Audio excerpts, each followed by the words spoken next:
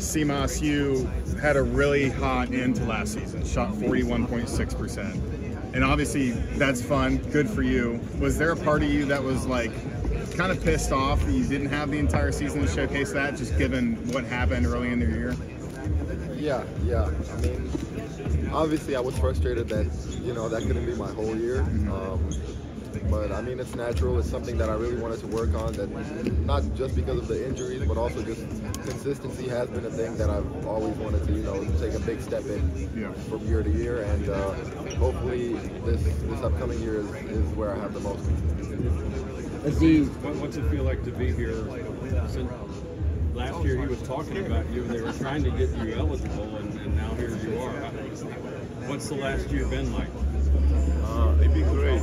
I'm grateful to be here, Last year I feel like I didn't have an opportunity, and now I feel like everything is cleared out. I learned from it, and we just grow from it. And it was just a great experience to go through, to know, give everything we could to be the best we can be. Simas, Dan made a comment during the preseason media availability that himself, along with a couple others, had a chance to leave but came back because of their belief in Wes Miller and his system. I'm just curious what your thoughts are on that and what Wes has meant to you over these past 2 years. Yeah, I mean, it's obvious, from how many guys we returned, that what we think of this team and this program, and yeah, I mean, that's just like our personal outlook. We aren't chasing, the best situation from year to year. I'm chasing personal development, and I believe that this is the place where I'm going to develop the most as a player and as a person, and the place where I'm going to have the biggest chance to have success for myself and for the team. Aziz, I guess we can follow up on that question. Obviously, Dan mentioned that as well. Talk about your belief in Coach Miller and what he has been kind of meant to you over the last 2 years. Yeah, I believe on how he really operate, and we got most of the team back, so I'm just really grateful to be a part of it, because we all know each other, what we've been through this year, so we just learn from it, and I feel like that's the best way, really, to stick on it, to just keep the same composure. Simas, you've lived in 7 countries. That's a known story, but what has that kind of done for your personal development just as a human being? How have you seen yourself grow in your daily life? Not really toughness on the basketball court, but just yourself. I would say, I mean, a lot of those countries were when I was a little kid, before I was even turned 8. But maybe even without me realizing back then, it made me kind of more accustomed to just changing my surroundings and coming to a new place and adapting really quick, which has obviously helped me in my basketball career. Because I left to live in Germany when I was 15. I came to America for the first time as a freshman, and I feel like I've never had a time where I was like, wow, this was a hard place to come to, and I feel like I've always been good at adapting to a situation. So I feel like that's definitely helped. Aziz, you were pretty happy to go grab and hold that championship belt earlier this morning. Now that you've had that expectation to see that in person, talk about what that belt would mean to you guys with hopes of bringing that back to Cincinnati this year. It means a lot, this year, that is our goal for sure, to really win it all, to kind of feel it, to kind of feel the joy. And it was really heavy, yeah, but I feel like that's really the goal for us, to win it all, to kind of be celebrated. I really want to celebrate it with the team, because we got a lot of people coming back, so I feel like that would be great. Simas, when you look at the preseason hype and rankings, with all the national publicity you guys are getting, how do you kind of stay grounded and keep your other teammates grounded and stay focused on the goal? I mean, because we know from last year that it's all of the high moments are just temporary. So, I mean, Coach always talks to us about responding, and we don't only respond to the bad situation, we respond to the good moments as well. And he's been doing a great job of making sure that we know where we're at, and that our main goal is just working on our games and just keep getting better, and then when the season comes, we'll be ready to play, and I feel like we aren't paying too much attention to what people think about us. And then kind of on a lighter note, Connor Hickman mentioned his dunk over Ray during practice and said, "You're next." I'm just curious if there were any conversations about that after he made the comment. No, he told me after he told you guys that, he was like, "Yeah, Simas, they asked me who's next," and I said you. I didn't believe him. I thought he was kidding. But apparently, yeah, he did say that. So I don't know. Good luck to him, I guess. Like he's been doing all right. Ohio State didn't count, but did you at least come away with more confidence as a team? So many guys played in that, or were you just confident to begin with? I mean, I would say we were obviously confident to begin with, but it obviously helps to. It was just fun, really, to test ourselves out against a different jersey, and I mean, it obviously helped our confidence and just to like kind of put stuff into perspective and have. Be able to compare and like watch film and work on some things that we may have not noticed before. Aziz, kind of going off my earlier question to Simas, but you got to visit Africa for the first time in 5 years this past summer.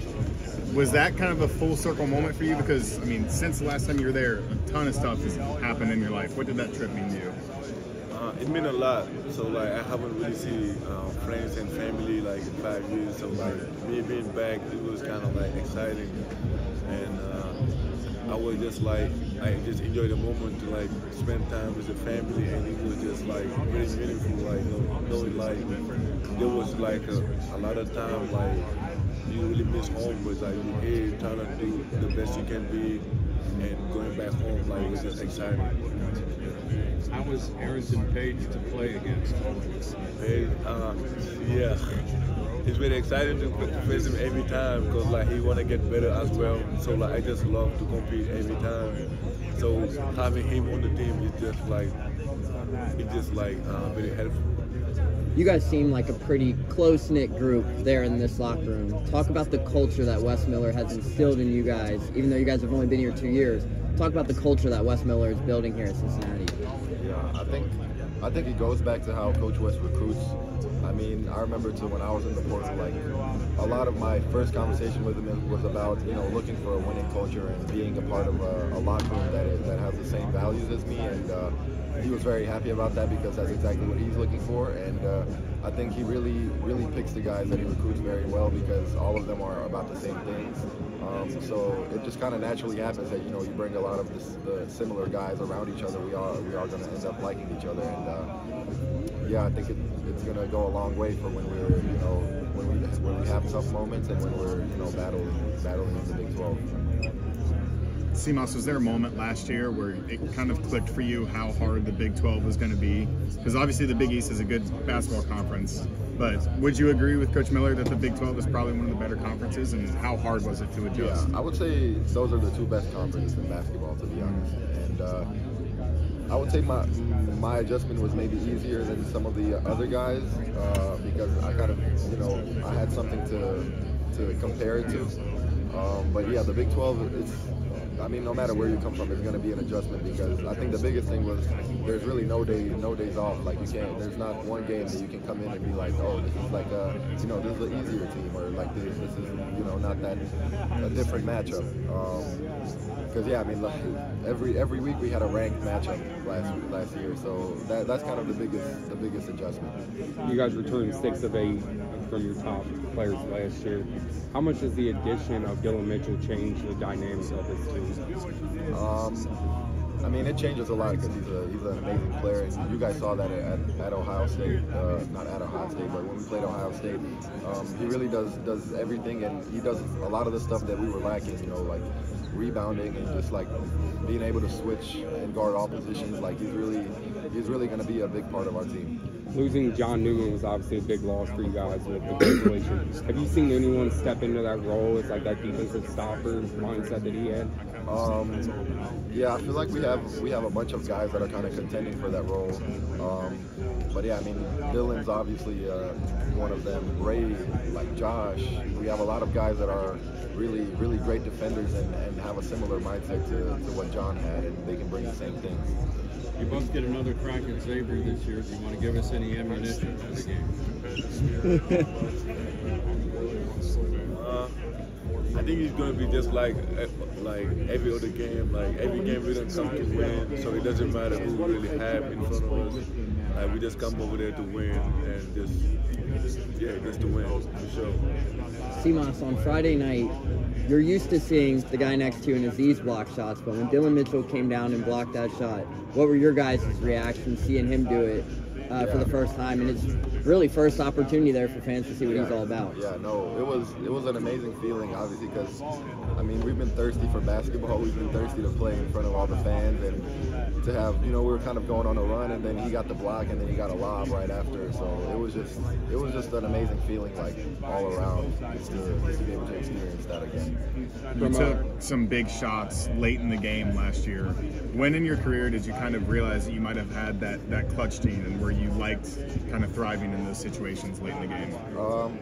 I've been asked this question already, maybe like twice, but I would say like just when you're a kid, I don't know, like you're shooting around or on the street or in a park somewhere, like when you're like counting down 5, 4, 3, 2, 1 and just shooting those shots. I feel like that kind of helped me envision, and like, I mean, after all this is my dream, like being in those moments and having the ball. So I feel like it made it much easier, not only like realizing that I'm fulfilling my dream, but also being able to deal with the pressure and the nerves of it. So yeah. What was the favorite of all those shots? Favorite of all those shots? Probably, oh my God, I really can't. I was about to say Texas Tech because it was on the road, but then the ones at home are also amazing. So yeah, I can't pick a favorite, really. From a physical and mental standpoint, how much does the change from 18 conference games to 20 games kind of take a toll on you guys, and what are your thoughts on that? Yeah, I mean, 2 more games. I feel like I'm not sure. We're gonna find out. But I would like to think 2 more games isn't gonna be too big of a difference. But I'm sure Coach West and our staff is gonna have to think about it and manage our bodies a little more carefully. Obviously, it's been a pretty busy 24, 36 hours for you guys making the trip out here to Kansas City. Looking around in this venue right now, what's been your guys' favorite part of this experience over the last few hours for you guys? I think all of it, for real. Like, since like I just look at it as like we competitive, like this is what we do, so like we just can't complain, for real. So like everything they really ask us to do it, we're just trying to do it at the highest level possible. So even like coming to Kansas City, like we just came from practice and it was like really tough, It took us out there, but like this is what we do, so we just here trying to do the best possible.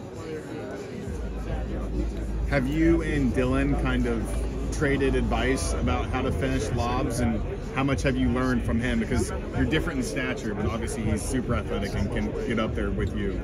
Yeah, I think he's gonna help us a lot. Like when you see him play, and like now people gonna like pick to choose between me and him. Like, oh, he's gonna roll, he's gonna do this, he's gonna do that. Like, I think he's gonna like be a big impact in our team. Yeah.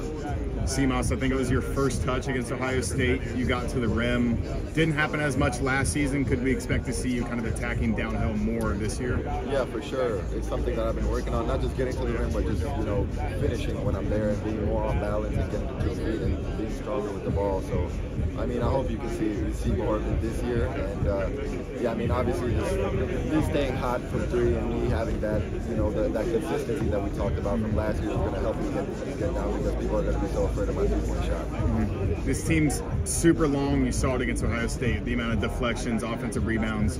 Do you kind of have to have a little bit more awareness on offense to know that kick out 3 might be open more often than usual? Yeah. You're saying like with the length. Yeah. So just offensive rebounding, deflections on offense, kind of getting kick out 3 opportunities like you and Dan do at your spots. Yeah. I mean, of course, we're always aware of that, and I mean, yeah, the length definitely helps, because people are so scared of Aziz and Dylan rolling, and yeah, I feel like there's going to be a lot of space for us on offense, especially now because we have a lot of more threats from the 3-point line as well. Have you been all right around the crosswalks? Yeah, I've been doing fine. I mean, maybe whenever questions are tough, just tell them. So a little fun question for you, obviously with Media Day and all that. Walk us through the shoe choice for you guys. Obviously, we saw the swag that Coach Miller brings night in and night out with the shoe game. Walk us through what you guys wore here today for Media Day. We actually wore the exact same Jordan 4s. I thought it was mandatory, but now that I think about it, I don't know if we had to wear these or just had to wear any black Jordans. But yeah, I like these. These are, I think, the newest ones that we got that aren't basketball Jordans. So that was my choice. I didn't really put too much thought into it. Yeah, it's the newest one we got, and it's really comfortable. So like, yeah, that's the reason. I thought you were mandatory as well, but I really like them too. For both of you off the court, what has been your favorite experience within Cincinnati so far? For me, it's like the city. I love the city. Like, I love the food. I love to like really hang out on the bridge. Like, I really love spending time with that. Yeah. Same. Really like walking around the river. It was really pretty, and yeah, there are some great restaurants. So I'd say also like I can't really pinpoint one thing. I'd say my favorite experience has been like the scenery, especially around the river. But yeah, I haven't been to any Bengals or Reds games, so I can't say that yet. But I'll definitely have to get to one of them. Do you guys have any favorite restaurants that you've been to? This could be an NIL opportunity. You want us to say Skyline chili? No. I got in trouble because I told some people that I've never had it. I haven't tried it yet. So, but I mean, on my visit, they took me to Jeff Ruby's. And I've been back there maybe like once or twice since then. So it's definitely a good place, a great place. Aziz, have you had Skyline? Yeah, I did have. I love it. Yeah, but like I feel like my favorite one is like Ruby's. Like, yeah, okay. I love the food and like the really like the environment, like so like. Are you scared of Skyline, Simas? No, I'm not. I've been like, I don't have a car, so I've been trying to get people to take me. Last year, Landon was supposed to take me for 4 weeks in a row. I was like, yeah, we're going this week. He's like, yeah, of course, but it never happened. So. I'll get it done. We asked Odie and John and those guys fun questions last year. As far as like a pregame music playlist, what do you guys go to? Pregame music playlist. And who has the best playlist if someone's on, on the speakers? Yeah. Last year, CJ Anthony was the DJ in the locker room. I didn't mind it, like the first, like, because he played the same song like every time. So like the first 4 games, I was like, what is this? But then like you kind of learn the lyrics, and then I'm like, okay. But for me personally, I can't really give you a playlist because like it just fluctuates so much. Like every week I listen to different stuff. I don't really have like a hype song or anything. I just listen to whatever I like at the time. Do you have a certain genre that you like? Also, no. Well, I'd say like I like a lot of R&B, obviously hip hop, and then I listen to a lot of rock and roll as well. What about you, Aziz? I feel like depending on my mood. Sometimes I can go hip hop, sometimes I go to Afrobeat. I can switch it up, and since I speak like different languages, it just help a lot. Yeah. Simas, I know we asked you this when we had you on our podcast about unusual habits that people don't know about. And you said you spoke your 7 languages. Now for Aziz, what's a habit or a fun fact that people don't know about you that you would like people to know about?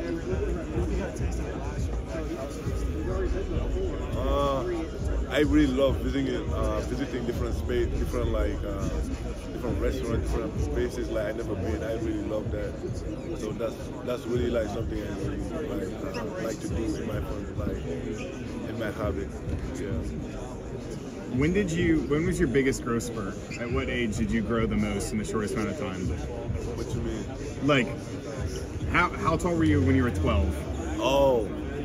Yeah, I was like 12. I was like probably like I was pretty tall. Like, okay. At that time I was like 6'5". I don't know, 6'5" probably. Yeah, really tall.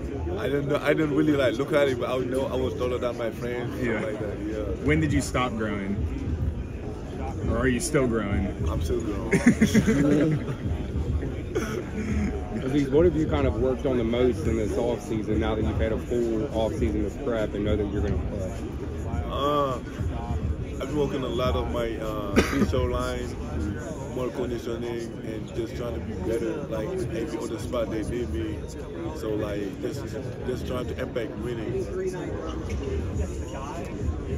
And then for Simas, a guy like Tyler Betsy comes in. How much have you kind of worked with him, being a younger guy with a lot of potential on this roster? Yeah, I really like Tyler. I'm, always with freshmen, especially coming out of high school, I'm like cautious on like how hard is it going to be for them to adjust to the college game. But like I remember from the first practice, like Tyler immediately picked everything up. So I'm really impressed with him, and obviously I guess we kind of have similar games to where he's also not the most athletic. He's more athletic than me, but he's still like a very smart player, a great shooter. So I mean, yeah, it's gonna be a fun year to work with him and see him get better and have him play a role for our team. Is there a opponent's arena that you're looking forward to traveling to the most? Villanova, actually. Yeah, I'm pretty excited. I wish we played at Wells Fargo, but yeah, that's going to be exciting because my girlfriend's from Philadelphia, so she's going to be there. So yeah. What colors will she wear? She'll wear our colors. Anything else? Thanks, guys. Thanks, guys. Thank you.